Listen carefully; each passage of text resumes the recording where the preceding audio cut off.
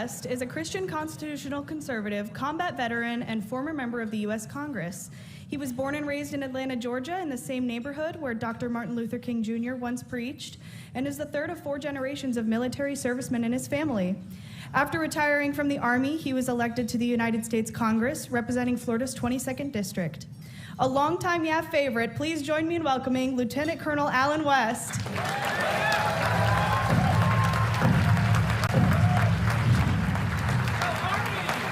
Go Army. Go Army.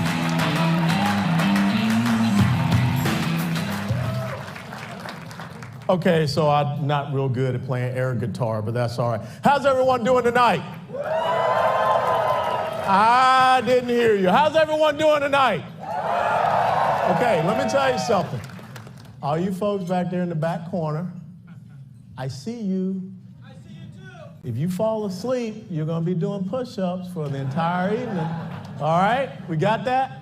What a pleasure and honor. Thank you so much, Governor Walker, for having me here. You know, you guys are the future. You guys are the reason why we have to stand in the gap to set the conditions for your success. Because this is the longest running constitutional republic that the world has ever known.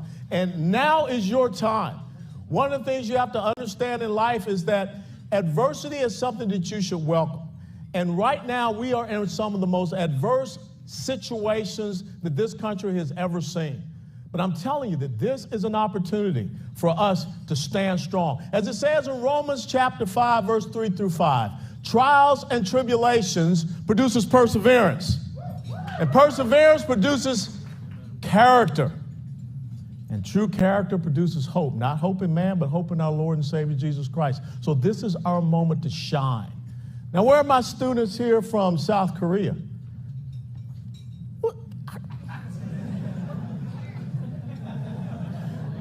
I want to say it one more time. Where are my students here from South Korea?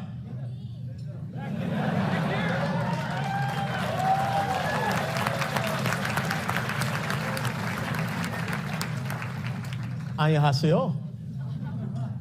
Hey, look, this is what I want to share with y'all tonight. I want to share some words to live by. I believe in God the Father Almighty, the maker of heaven and earth, and his one and only Son, Jesus Christ, who was conceived by the Holy Spirit, born of the Virgin Mary, suffered under Pontius Pilate, was crucified, dead and buried. He descended into hell. On the third day he rose. He ascended into heaven and is seated at the right hand of God the Father Almighty, from whence he shall come to judge the quick and the dead. I believe in the Holy Spirit.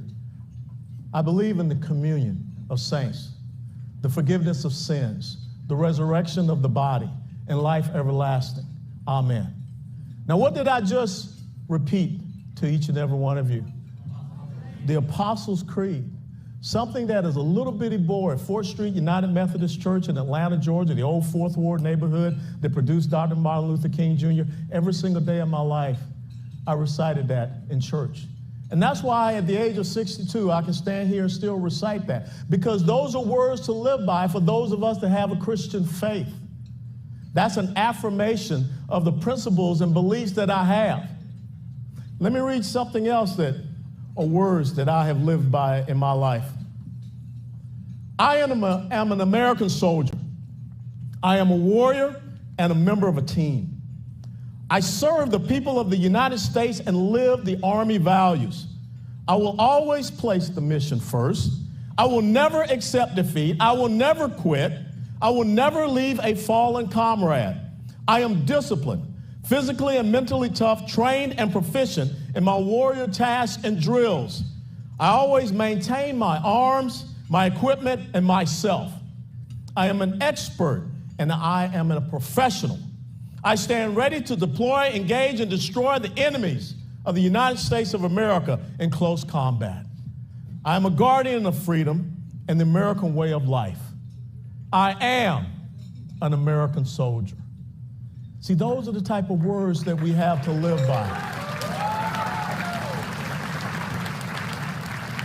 So regardless of the fact that I hung up my uniform 19 years ago, I still live by this, the soldier's creed. See, you're going to have the opportunity this week to to sit down with some incredible people. And you got to start thinking about what are the words you're going to live by? What will be your creed? What will be the things that when you're 60, 70, 80 years of age, you will still be able to stand up and recite? Let me share with you these words.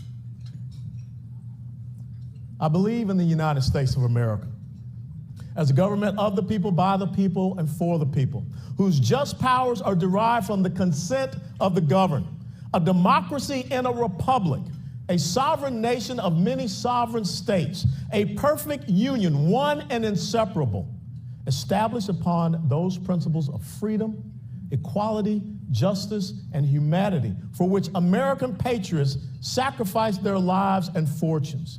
I therefore believe it is my duty to my country to love it, to support its Constitution, to obey its laws, to respect its flag, and to defend it against all enemies. That is the American creed. How many people here have ever heard those words before? How many people here have ever heard the American creed before? See, that's why we find ourselves in the situation in which we're in right now, Governor Walker, because we don't understand our own creed, our own principles, our own values, our own beliefs. This creed was written by William Tyler Page in 1917. The United States House of Representatives accepted it in 1918.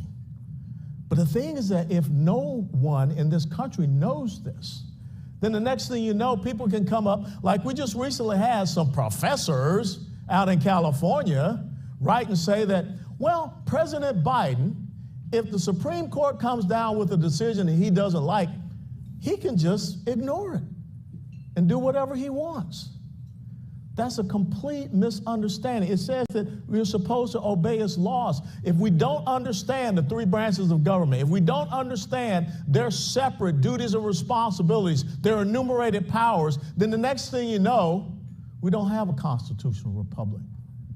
We don't have a Supreme Court. We just have an executive that goes out there and does whatever they want to do. Now, you can be guaranteed if there was a president of the United States of America with an R after his name, and there was a Supreme Court that was a liberal Supreme Court, they would not be talking about that. But now, because we have a constitutional conservative Supreme Court that is doing what Article 3 of the Constitution says, to interpret the law, they don't like that. And what do you always hear the other side talking about? Well, everything's a threat to democracy. I think it's really funny that they say I'm the black face of white supremacy. And now, I mean, even the Asians, I mean, think about this. We just had this Supreme Court decision about the affirmative action. Now, Asians are supporting white supremacy. Everything's about daggum white supremacy. From the party that gave us white supremacy. Ooh, I just spanked that butt, didn't I?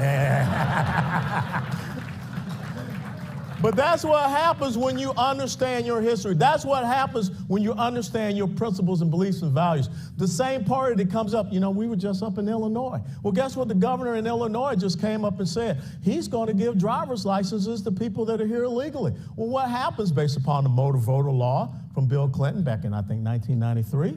If you have a driver's license, guess what you can get to do? So now all of a sudden, should illegals be voting in our elections? But see, if we don't understand our American creed, if we don't understand the foundation of this great nation, and that is the purpose of you all being here today and tonight and this whole week. See, one of the things that the Army taught me, I know, sir, you were in the Air Force, Chad. Air Force guys are real smart. I couldn't pass the IQ test to get into the Air Force. That's why you were a C-130 pilot and I was a paratrooper. You had all those dials and stuff up there. I just had two lights in the back. Red light said I stayed in the airplane. Green light said I could jump out of the airplane, okay? But this week, I want every single one of you to start putting together your 3x5 cards. Start writing down what the principles and beliefs are that you will hold and you will live by. Because if you're not ready to do that, you can't go back on these college campuses and win. You can't do as it says right here. It says that you will defend this country against its enemies. How many people here serve in the United States military? Thank you for your service.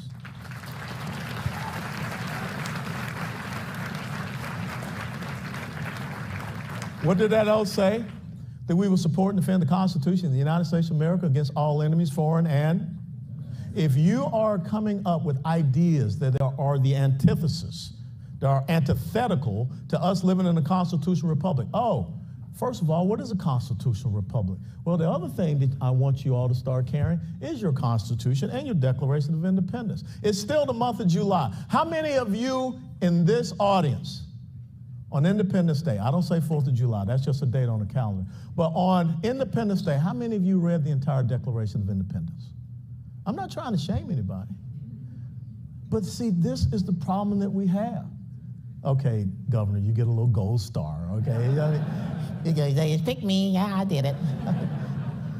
But the importance of this is how can you live in the United States of America and not understand how your independence was declared? Because see, the next thing you know, some goofball from the progressive socialist left will all of a sudden come around and say, well, the United States of America has always been a racist country and it was started in 1619. What a bunch of blah, okay? But the thing is that we don't realize it. We don't understand it. When you talk about here in this America's creed, the consent of the governed, that's how they exist, being at the federal level, the state level, or the local level. It's the consent of the governed. But if the governed don't understand that they're supposed to be governed, and the next thing you know that you're being ruled, because show me where there's an enumerated power that says that the federal government can shut down a private business. Show me where there's an enumerated power where it says that the governor can shut down church. Show me where there's an enumerated power where someone can say to an agency like the ATF, you're going to go out there and overnight turn 20 million Americans into felons because we're going to change the rules about this thing called a pistol brace. That's why I'm challenging you the other thing, the 3x5 cards, and before this month ends, every single one of you sitting here will have read the entire Declaration of Independence. And the important thing about reading the entire Declaration of Independence is that you will find that many of the grievances that Thomas Jefferson articulated in that incredible document are happening today. And it's happening today because we don't understand our creed.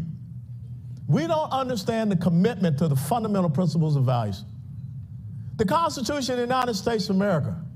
Take time to read it. You can't call yourself a conservative if you don't understand that you live in a constitutional republic. Two very important things to living in a constitutional republic. Number one is the respect of the rule of law. Number two is the respect of individual rights, freedoms, and liberties.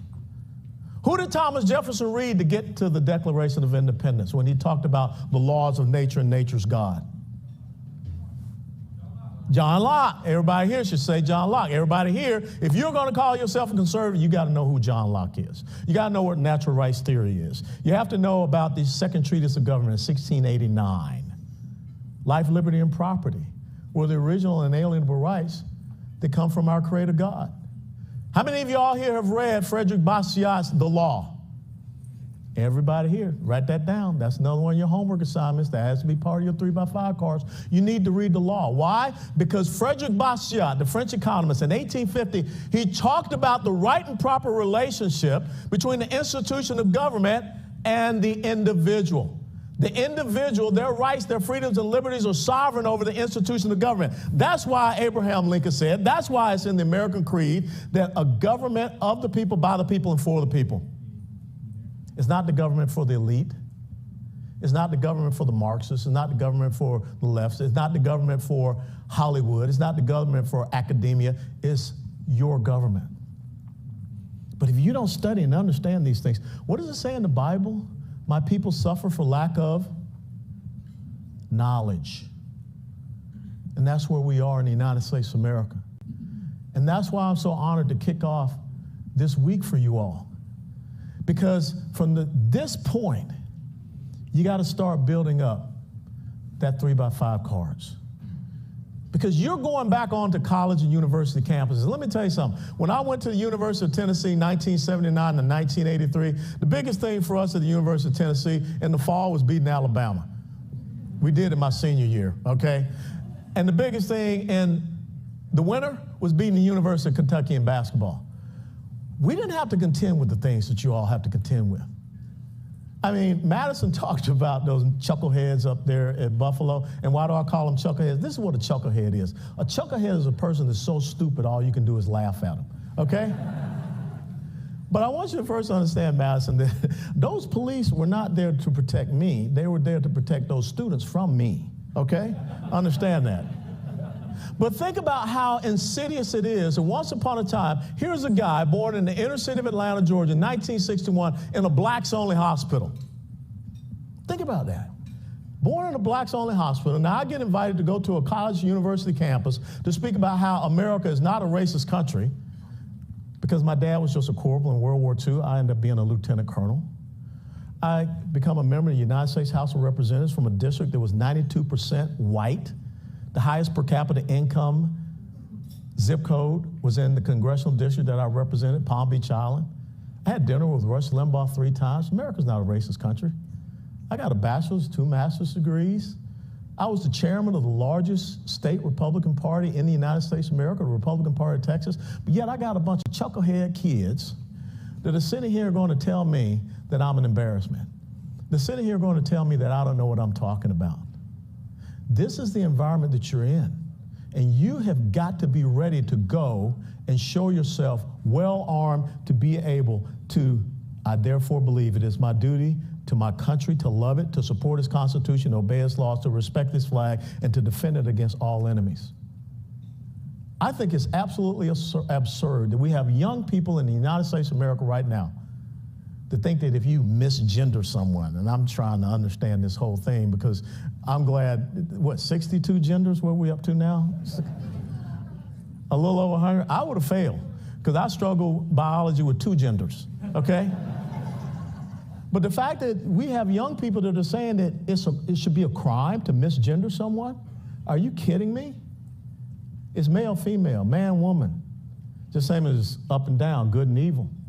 And I need you all to be able to go out and articulate these things. But you can't articulate these things unless you read, you understand, and you develop your own creed, the creed of your faith, the creed of your service, the creed that you have as an American, those beliefs that you are willing to live by every single day of your life. That's where we are in this country. And as I was telling some young people earlier today, that when they start yelling and screaming at you, you're winning the debate. What they're trying to do is they're trying to get you to self-censor. They're trying to get you to shut up. They're trying to use the same old leftist Marxist tactic of coercion, intimidations, threats, and ultimately violence.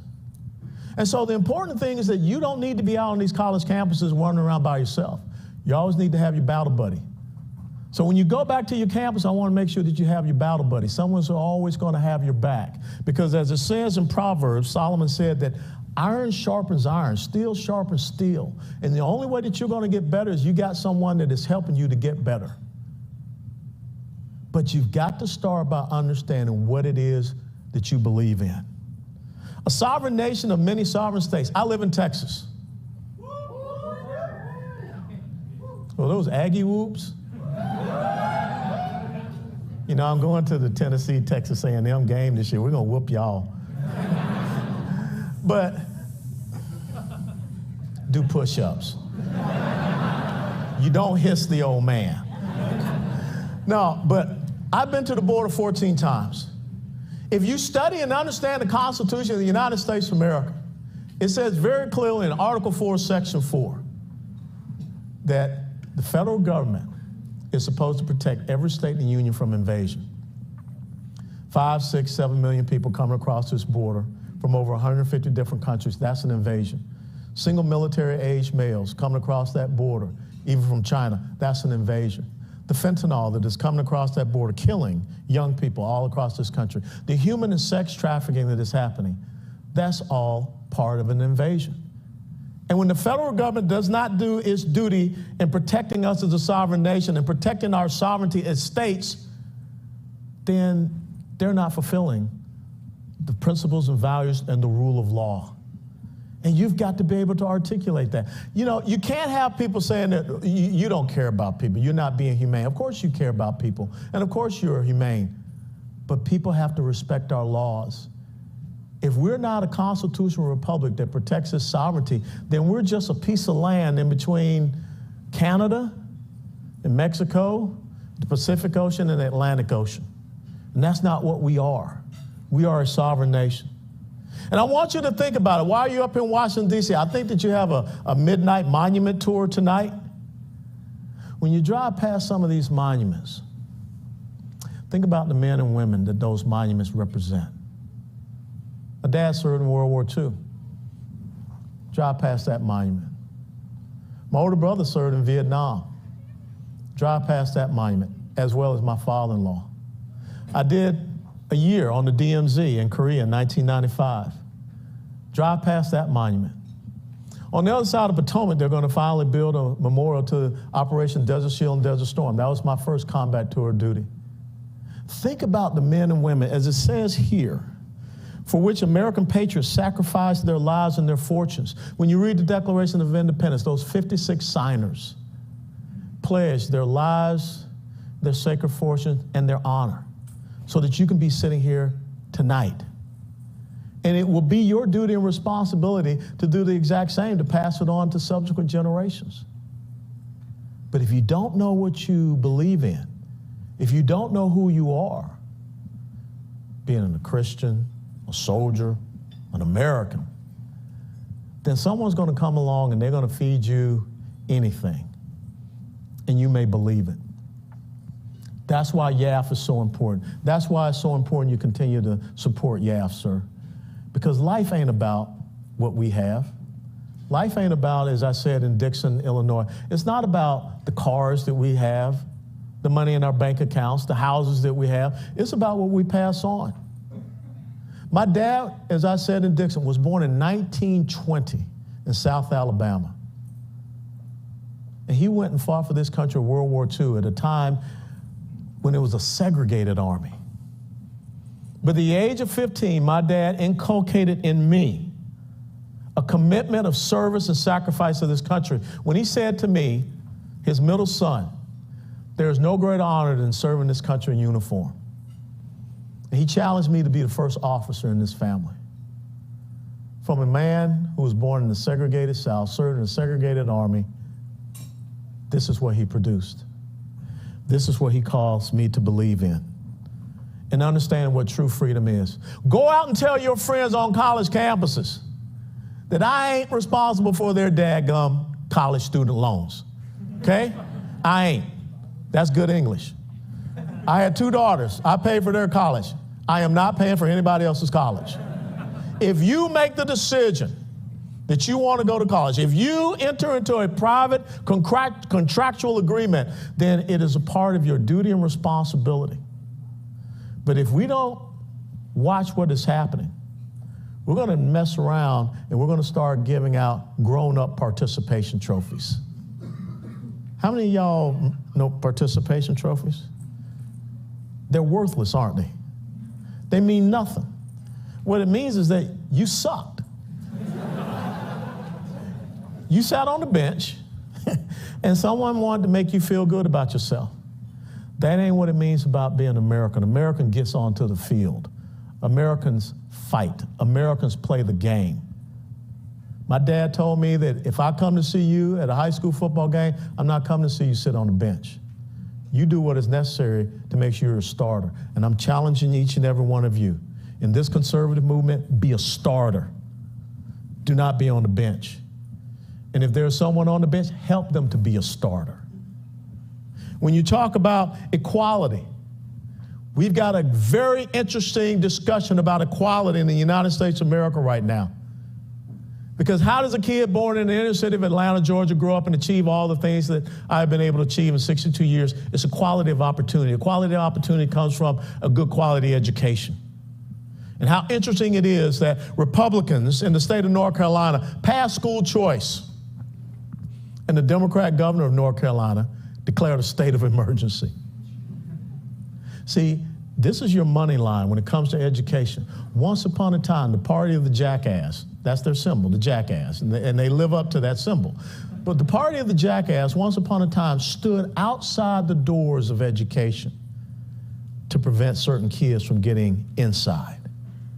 Now they stand inside those doors of education, those failing institutions of indoctrination, preventing kids from getting outside. And that is not equality of opportunity. When they talk about equity, that is equality of outcomes. That says that they will determine where you can go and your buy and your leave. In justice, there's only one justice, the rule of law. All this social justice stuff, well, that's just forced indoctrination. That's just this forcible equality of outcomes and equity. See, I don't need anyone to write me a check for reparations because I am no man's slave. I've never been a slave. And that's how my dad raised me. But I want you to understand something, that every single day of your life, you got two choices. You are either going to be a victor or you're going to be a victim. The other side wants victims because that's how they gain power.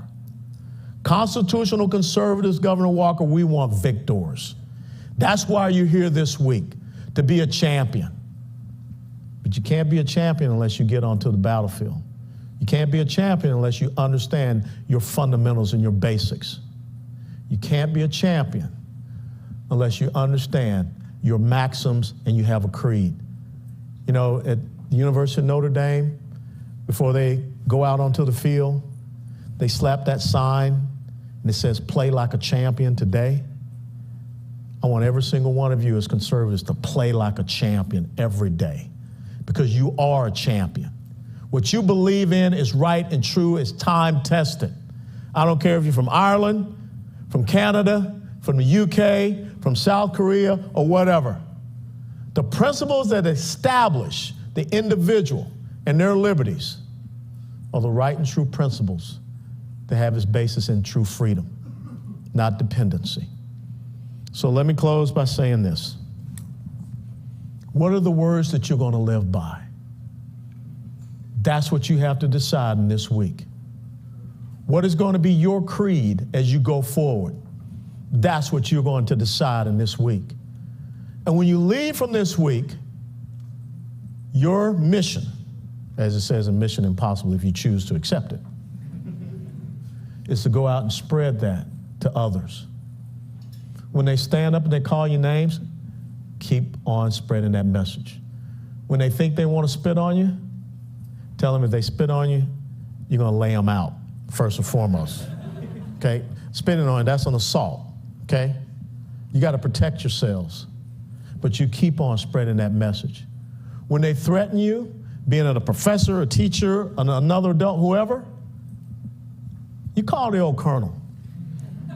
I'm happy to go toe-to-toe with any professor, teacher, or an adult that wants to challenge you on what you believe in.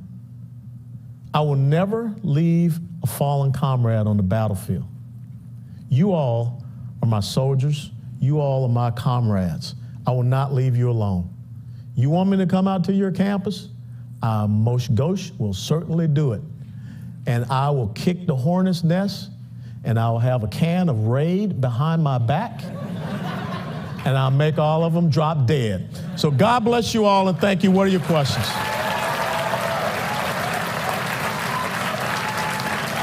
Thank you.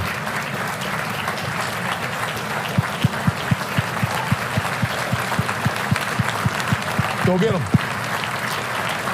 Okay. All right. All right, we're going to start the Q&A portion of the event now. The fun If part. you'll line up at the back of the room, there's signs marking where that'll be at. If you can come up, state your name, what school you're from, and a brief question. We're going to start on the right side over there. Always start on the right, folks. Yes, ma'am. Hi, Lieutenant. Thank you so much for being here tonight. Yeah. My question is, as someone who wants to go into constitutional law to defend religious liberty and freedom of speech in this country, what advice would you have or any book recommendations? I will tell you right now to contact a guy by the name of Kelly Shackelford at First Liberty, because they are the #1 institution that defends religious liberty and freedom here in this country. They've argued several cases before the Supreme Court. They're located down in Plano, Texas, and try to get an internship with them. But I will tell you something right now. we can never allow people to take away the very first liberty that we have, which is the freedom of religion and the free exercise thereof. And I will challenge each and every one of you to read Thomas Jefferson's letter to the Danbury Baptist Convention of Connecticut, because when he talked about separation of church and state, he did not mean separating our Judeo-Christian faith heritage from who we are. He meant protecting our faith from the intrusion of government. So thank you. Thank you so much. Yes, ma'am.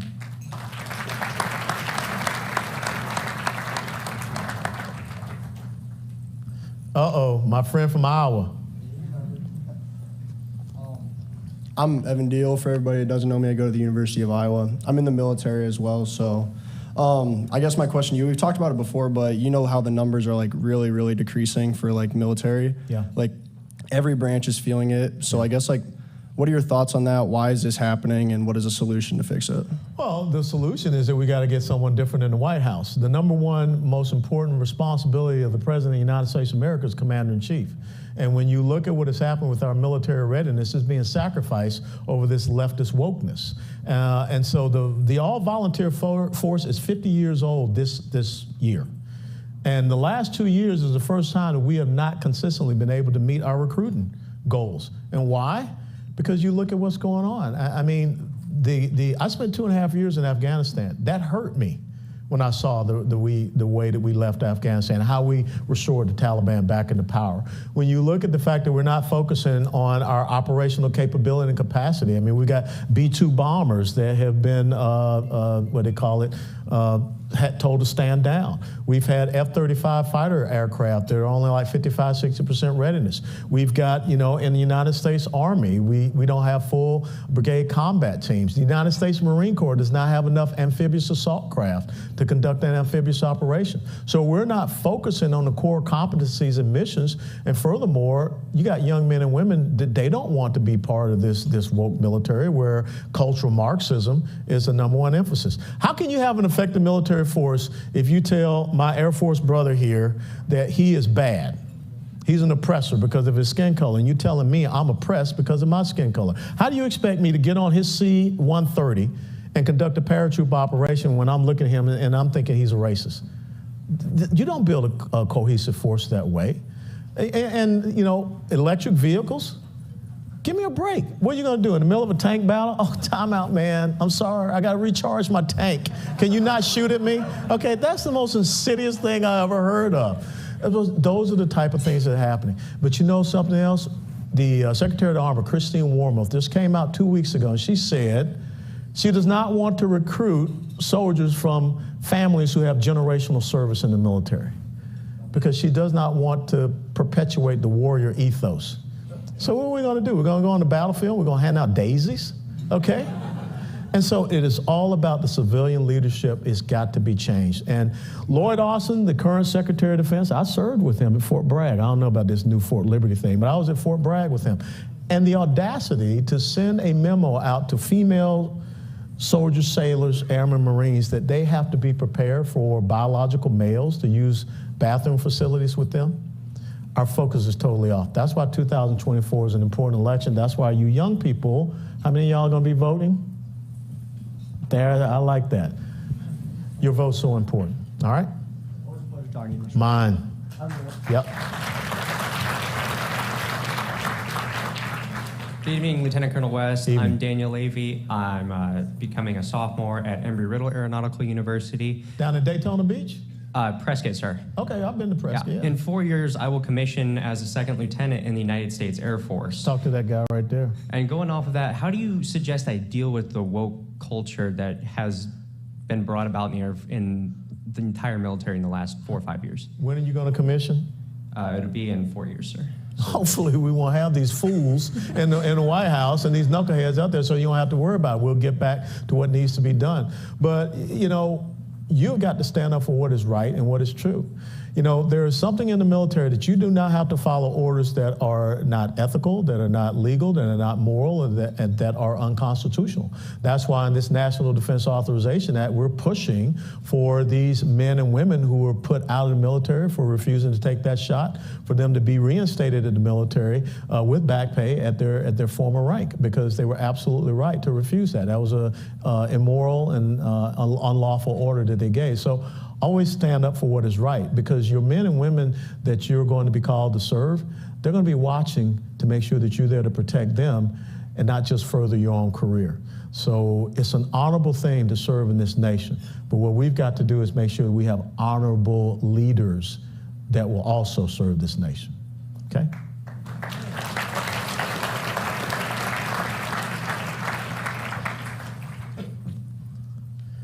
Oh man, these guys this is like military. Put your toes on the line. Good evening, sir. Good evening. I hope to serve in the Department of Defense one day. I'm wondering how you would best advise that I help our troops in the current state that they are in. You help the troops if you are a civilian serving by serving them. There are two types of people in the Department of Defense. There's war fighters, and there are the people that support the war fighter. Not an ideological agenda, not a political agenda. You make sure that the war fighters get what they need to be successful, as I said in the Soldier's Creed, to close with the enemy in close combat and defeat them and destroy them. That's your number one goal and mission. I don't care if you're a finance officer or whatever. That's your goal and mission, to support that war fight. Hey, young man back there with the green bow tie, with your head back and you're falling asleep. Right there, tap him on the shoulder. Yeah. Yeah, you. Yeah, come here. Come here. Yeah, come on. Yeah, hey, if you're brave enough to fall asleep right in front of me, come here. Come on. Come on. Come on. Step up here. Okay. Now, what did I say? If you fell asleep, you had to do what? Some push-ups. Okay, I'm going to do them with you this time. Yes, sir. All right. We're gonna do 20. All right. Can you do 20? Let's do it. All right, we're gonna do 20. All right, get on down. All right, here we go. All right, you ready? Yes, sir. 1, 2, 3, 4, 5, 6, 7, 8, 9, 10, 11, 12, 13, 14, 15, 16, 17, 18, 19, 20.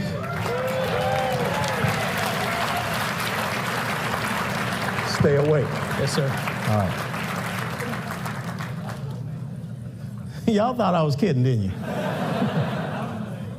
Yes, sir. That was really it. Thank you very much. Yes, ma'am. Hello, thank you for speaking with us tonight, and thank you for your service. My My pleasure. name's Caitlin, and I go to the University of Florida. Go Gators. Oh, no. None of that gator chop stuff here. My question for you is, this past semester I took a class where a professor told us that the reason why we entered the American Revolution was to preserve slavery and white supremacy. What are your thoughts on that, and how do we stop that from happening in our institutions? Well, you ever saw that movie Waterboy? Yes. Remember when, he said, why do alligators have all those teeth? And he stood up and said, no, you're wrong, professor. Maybe you have to go and tackle that professor. No, don't do that, okay? I didn't say that. But I think what you have to do is stand up and challenge that professor and get him to understand that this was not a perfect country at its inception.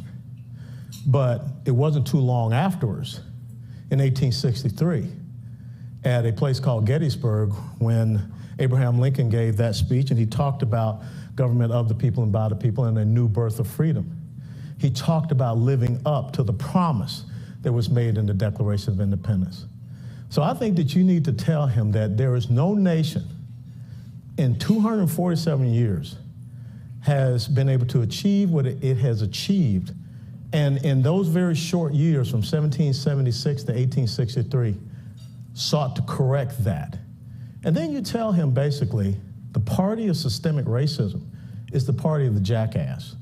the party that did not support the 13th, 14th, nor 15th Amendments, the party of Jim Crow, the party of segregation, the party of poll taxes, literacy tests, lynchings, and everything. Tell them that the only president that ever showed a screening of a KKK movie in the White House was a Democrat president by the name of Woodrow Wilson. And now they're the party of the soft bigotry of low expectations. That the longest filibuster in Senate history were Senate Democrats filibustering against the Civil Rights Act of 1964. That the Civil Rights Act of 1964 passed because of Senator Everett Dirksen and Senate Republicans. So you just beat him about the head and shoulders with the truth. And everything that I just told you, you should have it on a 3x5 card. So that when they say that foolishness, you can just whip out your card and you can say, this is what Colonel West told me. And then you tell him, you're wrong, Professor. That's it. You're welcome.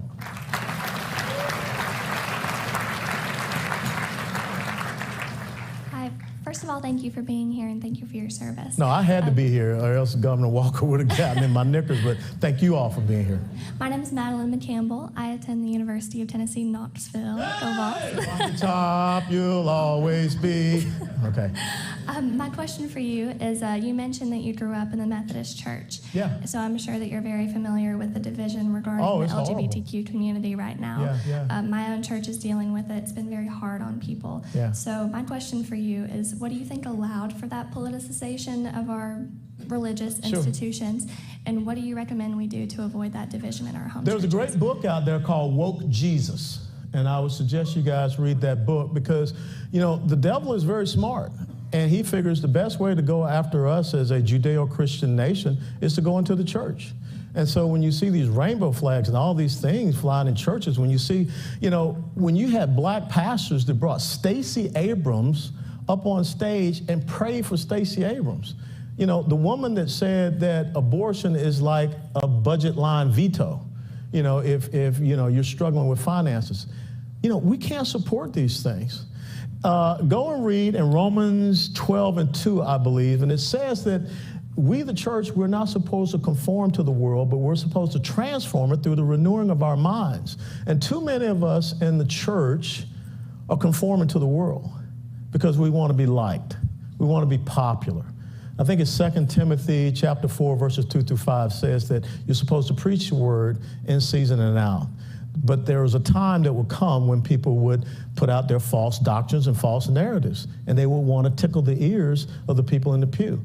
And so many pastors will come back and say, well, you know, I can't go talking that political stuff, you know, because I got to protect my 501c3 status. When you show up before the Lord, pastor, and you can tell your pastor this, God ain't going to ask you about your 501c3 status. God is going to ask you whether or not you preach the word. And so I'm telling you right now that our Judeo-Christian faith heritage is under assault. And what the left is doing is creating a new religion, this gender dysphoria, this climate change religion, everything. Because what they're seeking to do, and too many Christians are buying into it, is they're trying to undermine the omniscience and the omnipotence of God. If God wasn't smart enough to get man and woman right, male and female, Adam and Eve, if God is not the one that really does control our weather, and it's us, we can choose where we want to be, then how can God get this whole thing about endowing you with inalienable rights correct? This is the mentality of the other side. That's why this week is so important for you to fine-tune your ability to articulate these things and win that argument. There is some serious problems in churches in America right now. We cannot conform to this, and we have got to be scriptural. Yes, we love people as Christians, but we cannot embrace the sin of this world. You're welcome. Good evening, sir. Evening. My name is Brian Blowers, and I'm from Texas A&M University. I know. Talking about the culture and the administration that we currently have, how can we respect the laws if they do not respect our rights, freedoms, and liberties, as you talked about being a constitutional republic? Well, I think that's why it's so important you understand in the Constitution that the very last amendment in your Bill of Rights is the 10th Amendment. And it talks about all of those powers not specifically delegated to the federal government are reserved to who? To the states and to the people. Okay, we're the bottom line. What did I say in the American Creed? Government, other people, by the people, and for the people. So we have got to be better educated. We have to be better at standing up and pushing back and saying, not going to do it. And we've got to have strong governors. We've got to see more people running for city council, school board. Okay, we're finally waking up to school board and the importance. County commission. We need to have constitutional sheriffs out there. There's a great organization called Constitutional Sheriffs and Police Officers Association, because that's where the roots are.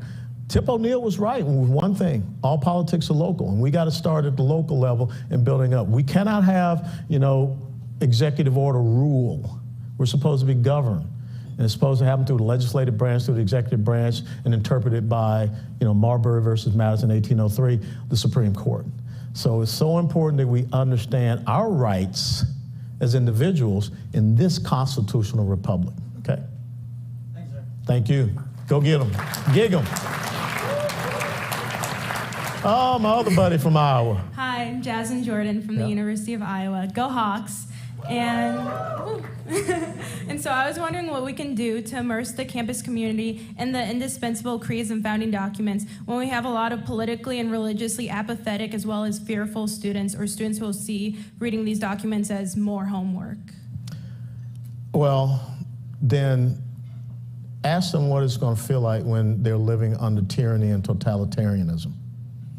Because it only takes you maybe, and I'm from Georgia, and I went to the University of Tennessee, so maybe I'm a slow reader, but it only took me about 5 minutes to read the entire Declaration of Independence. Now, if you're telling me you ain't got 5 minutes, okay, the time that it takes you to walk down and get a 6-pack of beer, okay, y'all know what I'm talking about, then you don't know what it means to be an American.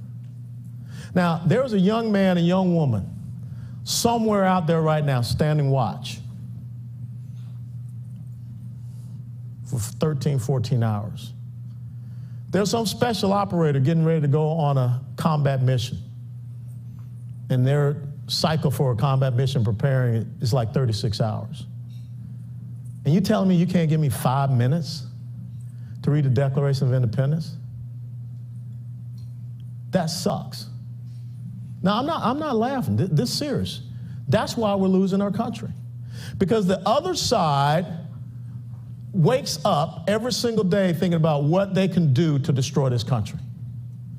And if you're sitting here and telling me that you know people that can't give 5 minutes, then they don't deserve the sacrifices that people have made. So that's what you do. You look at them, eyeball to eyeball. And maybe you need to grab them by the cojones, as we say, and you need to squeeze. And you tell them, you find your guts. Because too many people have died for this country, for you to say you are scared to just stand up for truth. That's why they think they can win, because of the exact same thing that you just said. Now, how many people here want to get into the fight? No, y'all ain't ready. How many people here want to get into the fight? Because that's what this is about. The history of Marxism and communism and socialism. I've been on the other side of the wall to East Berlin. I will not live like that. You should be committed not to live like that.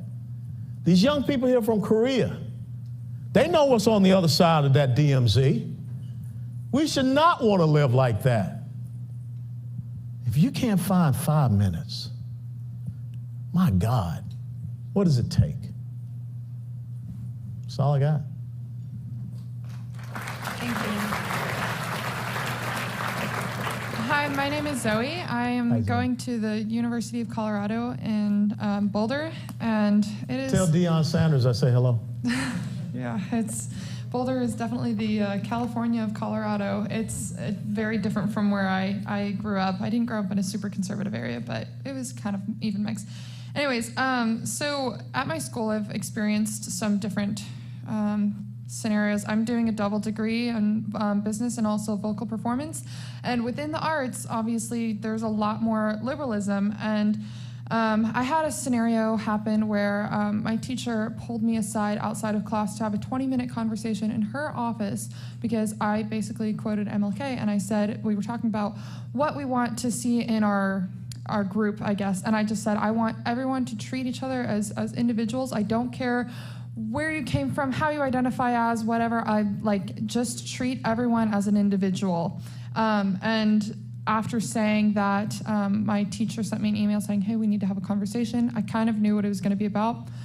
I went into her office. We had a 20-minute conversation, and she told me how I might be racist because I believed in individualism instead of collectivism. No, she's a socialist because she believes in collectivism and not individualism. Well, yeah, and so then she went on to talk about how I'm privileged because of the color of my skin, not knowing anything about my background, anything that had happened in my life or hadn't happened. Anyways, little did she know that I recorded the entire 20-minute conversation.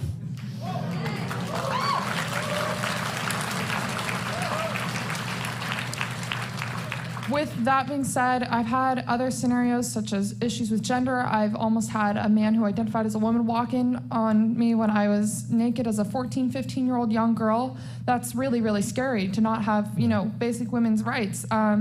So things like that at work and all that. And my question regarding this is, what am I supposed to do, not just as a student, but as someone who is in the, just in the workforce, Sure. and I have people above me who will disagree with my opinions, and that's fine, except that they will use their power to basically dominate in an unfriendly way. No, you're always protected, and you must always understand your employment rights. But, never again go and sit down with a professor like that by yourself. Take someone with you as a witness. Good thing that you record the conversation. And the other thing is that's why YAF is so important. And YAF can bring lawsuits, on college and university campuses. They're doing that at the University of Buffalo. So I think that's the power that you have in this organization. You got grown-ups that are going to back you up, but we just need to know what is happening. And, get someone like Riley Gaines to come and speak on your campus because, she ain't got no fear. And that's what we need to have. We need to have young men and young women that don't have any fear to go on the offense. You don't win a battle on defense, folks. You only win on offense. Okay, so that's what I want you to understand. So get these young people like a Riley Gaines to come in and talk about this issue, and always be in contact with YAF headquarters for some of these things that you see, because they got the legal background to help you out, okay?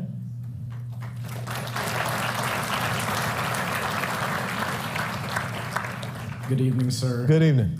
My name is Scott Wilbur, and I'm a rising junior at Utah State University. Okay. And as a fellow conservative Christian, I've noticed that Christianity has now fallen into the predations of racial essentialism, especially in Utah. It's a serious problem. Since we can't, as just a member in our church, write epistles and tell them exactly what they're doing wrong, or we can't come from a high authoritative standpoint, how are we supposed to communicate that this dangerous idea of compassion, guised as compassion, but actual critical race theory is being poured into our religion and is corrupting it from the inside out? In heaven, there are no races and religions and colors. That's what you tell people. This is man-made dogma, and this is, once again, Marx was an atheist. Marx talked about, undermining God. He hated God. So why would we succumb ourselves in the Christian church to caring or listening to anything about the doctrines and philosophies and theories of Karl Marx? I mean, he said that religion is the opiate of the masses. So what socialists and leftists want to do is try to promise some type of utopia here on earth, instead of people having a faith in something higher than man himself. So I will tell you that, yes, you should write epistles to your elders and tell them that you are going against the basic construct of Christianity. Because when we get to heaven, you're not going to know that I'm a black guy. I'm just another soul celebrating our Lord and Savior Jesus Christ and being there and worshiping him. So remember what Dr. Martin Luther King Jr. said. He wanted a time in this country when his children would not be judged by the color of their skin, but the content of their character. But it's only one group that continues to talk about color of skin. And we cannot fall into that trap. Okay?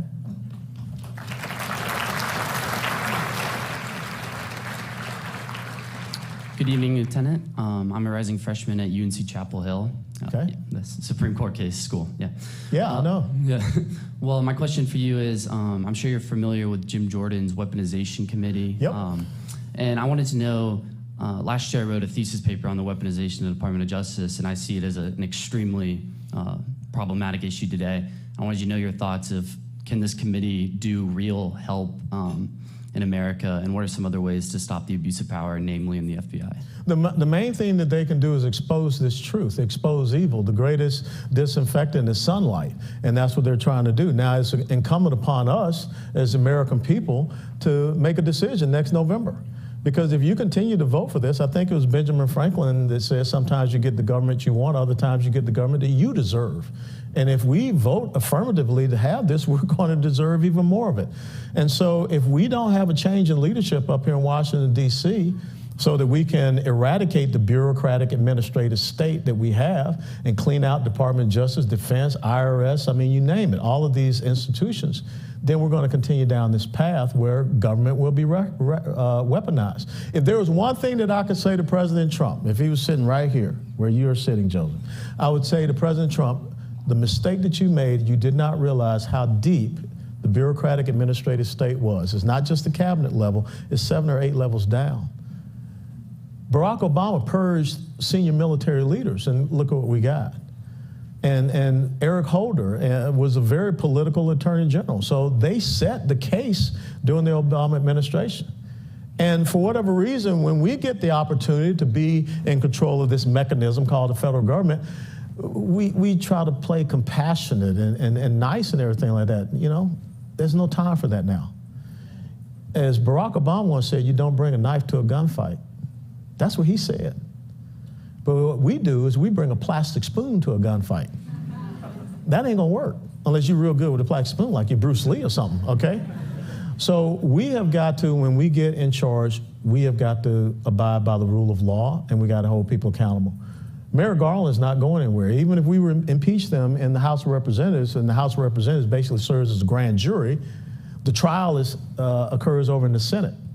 Chuck Schumer is not going to impeach Merrick Garland, Christopher Wray, anybody, Alexander Mayorkas. So all we can do is expose all of this corruption and all of this unconstitutional activity, and then we got to make a decision as an informed electorate next November.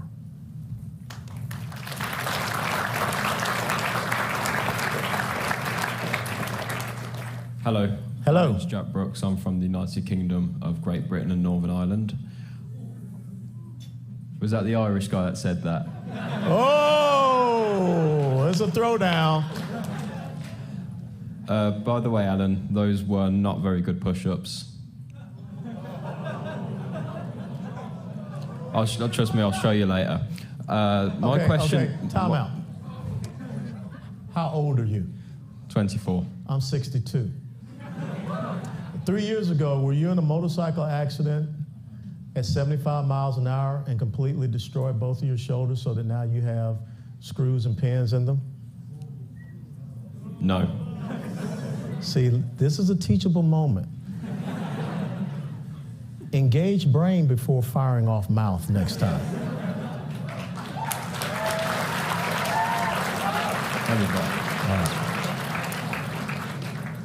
Valid points. Would you say that, given that we have to have mental resilience and spiritual resilience, that one of the ways to develop that is through physical resilience and the importance of it? All of that fitness goes together. You know, mental, spiritual, emotional, and physical fitness go all together. You know, I got up this morning, I knocked out 4 miles. I did my best at doing my push-ups after my 4 miles. Maybe you'll be there with me next time. But anyhow, you know, I continue to do that because that's my time when I can be at peace with the Lord, when I can talk to him. And I think that when you talk about trials and tribulations producing perseverance, you can't have perseverance if you don't have spiritual fitness. And you cannot win on this battlefield unless you have mental fitness, intellectual rigor. So all of those things go together, absolutely so. If I was up here as a retired Army Lieutenant Colonel, I had a big old belly, and I had long hair, and you would say, what kind of colonel was that kind of guy? And so people will judge you by what they see.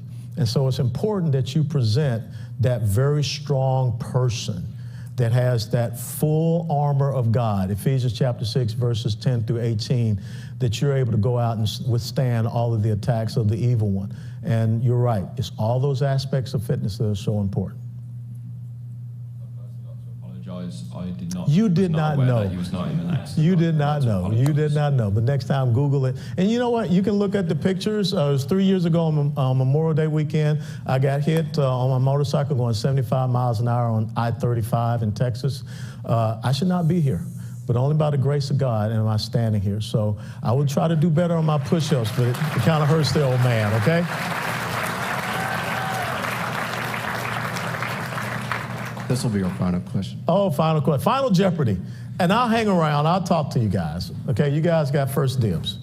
Good afternoon, sir, or evening, sir. My name is Thomas Adcock, U.S. Army Cavalry. Cool. Scouts out. Right. Kansas State University. How do I, as a former soldier, after getting out, as I struggle to find my purpose, serve my community the best without being in the military anymore? Because every single day you need to wake up and decide, what can I do to continue to honor the oath that I once took to support and defend the Constitution of the United States of America? You do not have to be a member of the United States military to serve this great nation. Some of the greatest people that this country has ever produced, they never wore a uniform. But you know what they did? Every day they woke up and thought about how they could serve this great nation.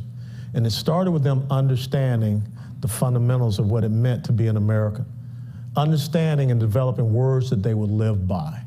Understanding and develop a creed that they would live by. And that's all you have to do. When you come out every single day, again, you're on an ideological battlefield, and especially being on a college and university campus. And what you have to do is, the young man from the UK said, you've got to develop your intellectual and mental fitness, your spiritual fitness, your emotional fitness, and your physical fitness to be able to withstand this battle. But it starts with you at the end of this week. I want to see, CVS should be running out of 3x5 cars tonight. Walgreens should not have any 3x5 cars tonight, because every single one of y'all are going to find a way to get some. And then you got to have this over here, the Constitution and the Declaration. That's how you go out and you serve America, by first understanding what it means to be an American. So thank you all so very much for having me. God bless you all. Have a great week.